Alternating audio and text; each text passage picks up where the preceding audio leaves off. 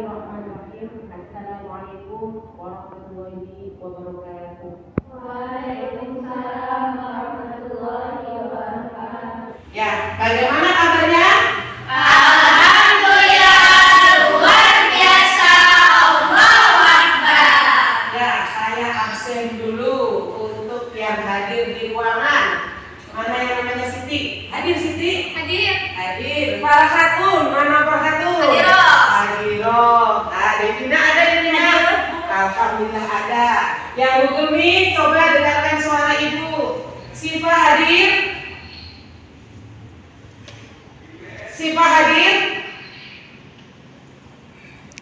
Siva?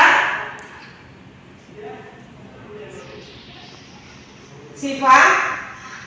Apakah hadir Siva? Dengar suara ibu?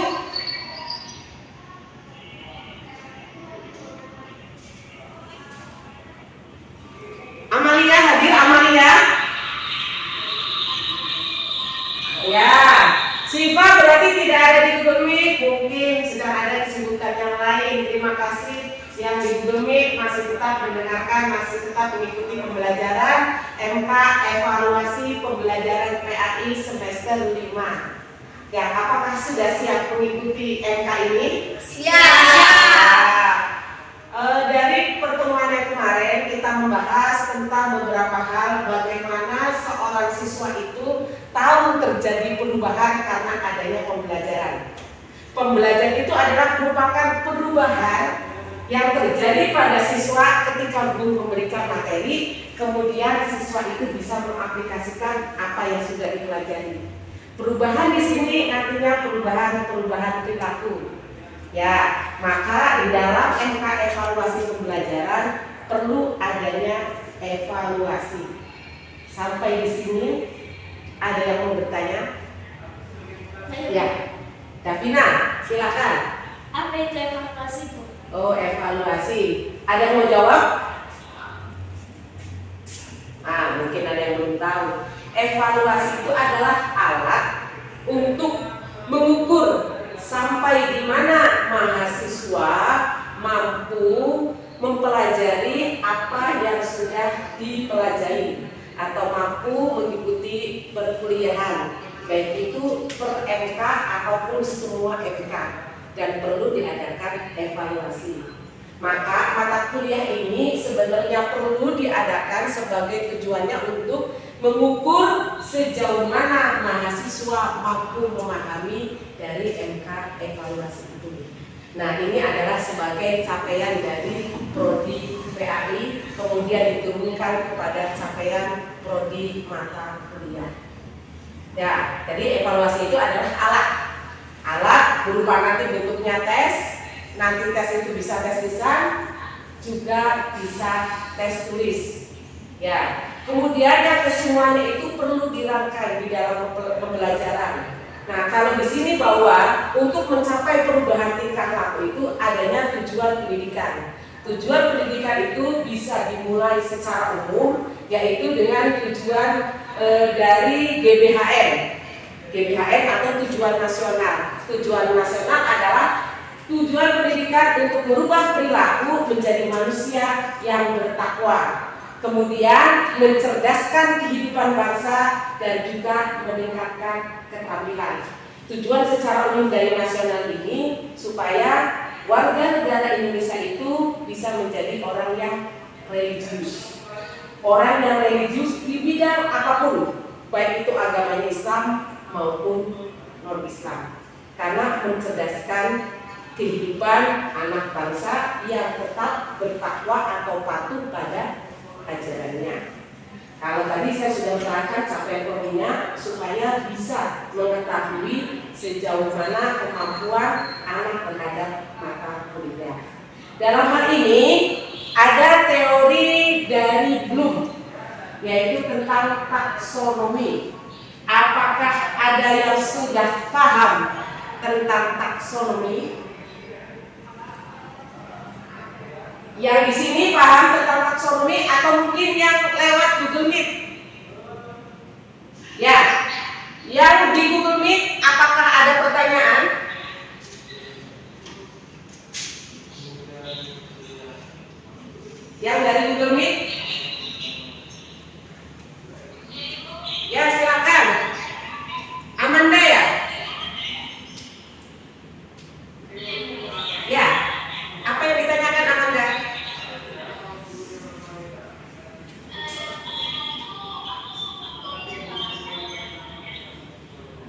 tentang taksonomi ya?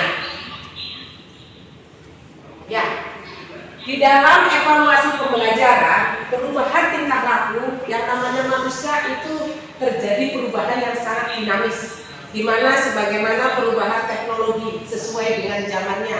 Jadi perubahannya itu dinamis supaya tadi berkelanjutan, berkembang. Ya, di dalam taksonomi Bloom kita terkenal dengan teorinya 3. Satu yaitu kognitif tentang pengetahuan, yang kedua tentang afektif, sikap, kemudian yang ketiga adalah tentang psikomotorik atau keterampilan. Nah, di sini hal tersebut itu disesuaikan dengan bagaimana seorang pelajar, seorang mahasiswa mampu memahami kognitifnya. Jadi pengetahuan itu dipahami, kemudian diserap, dia mampu melalui tahap C1, C2, C3, C4, C5, dan C6. Untuk C1 yaitu tentang bagaimana siswa kalau di dalam suatu sekolah itu bisa menghafal. Hafalkan surat Al-Baqarah ayat 5, atau di dalam evaluasi coba hafalkan macam-macam pendapat tentang evaluasi menurut tokoh pendidikan. Yang kedua adalah tentang pemahaman. Saya terangkan, kemudian saya buat soal, contohnya di dalam evaluasi, pahamilah gambar berikut. Nah, di situ ada gambar, seumpama di dalam ruangan kelas itu ada 5 gambar. Cocokkan antara gambar yang di samping dengan tulisan yang ada di atas. Kemudian yang ketiga itu penerapan, adalah aplikasi dari teori. Contohnya kalau kita di dalam kaitannya dengan Al-Quran, terjemahkan surat Al-Baqarah ayat 5. Yang keempat adalah analisis. Kalau di dalam teori evaluasi, yang keempat ini adalah analisis itu kaitannya dengan bagaimana siswa dapat berpikir secara lebih tinggi atau berpikir kritis, yaitu soalnya tentang bots. Nah, di sini tentang analisis. Jadi kalau analisis bisa dengan interpretasi. Kalau dicontohkan dalam ayat tadi, berarti dia bisa menafsirkan, menginterpretasikan. Yang kelima adalah mengevaluasi, dan yang keenam adalah mengkarya atau mencipta. Keenam ini adalah masuk dalam ranah kognitif. Kemudian yang kedua adalah ranah afektif, yaitu dengan sikap. Di dalam sikap juga di sini diharapkan bahwa mahasiswa atau pelajar itu mempunyai penilaian, kemudian organisasi, internalisasi, partisipasi, dan juga penerimaan. Jadi sikap yang tumbuh atau terjadi perubahan setelah mahasiswa itu atau setelah siswa itu paham dari mata kuliah atau mata pelajaran. Dan yang terakhir adalah yang ketiga tentang psikomotorik, skill yang dimiliki oleh siswa atau skill yang dimiliki oleh peserta didik atau oleh mahasiswa. Itu semua adalah terkait antara perubahan belajar ketika siswa di dalam ruangan kelas dan juga di luar kelas, dan itu perlu ada evaluasi untuk mencapai tujuan, baik tujuan MK, tujuan prodi ataupun tujuan nasional. Sampai di sini masih ada yang belum paham atau paham semua? Insyaallah.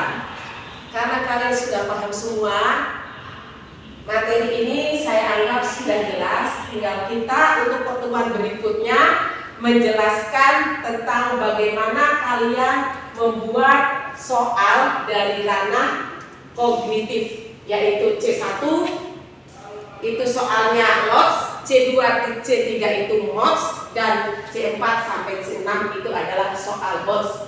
Buatlah soal untuk anak SMP mata pelajaran pendidikan agama Islam dan budi pekerti.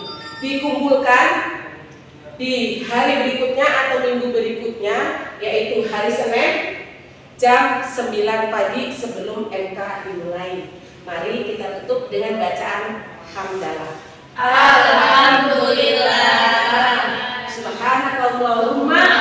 bihamdika asyhadu an la ilaha illa anta astaghfiruka wa atubu ilaik. Kurang lebihnya mohon maaf, semoga bermanfaat. Wassalamualaikum warahmatullahi wabarakatuh.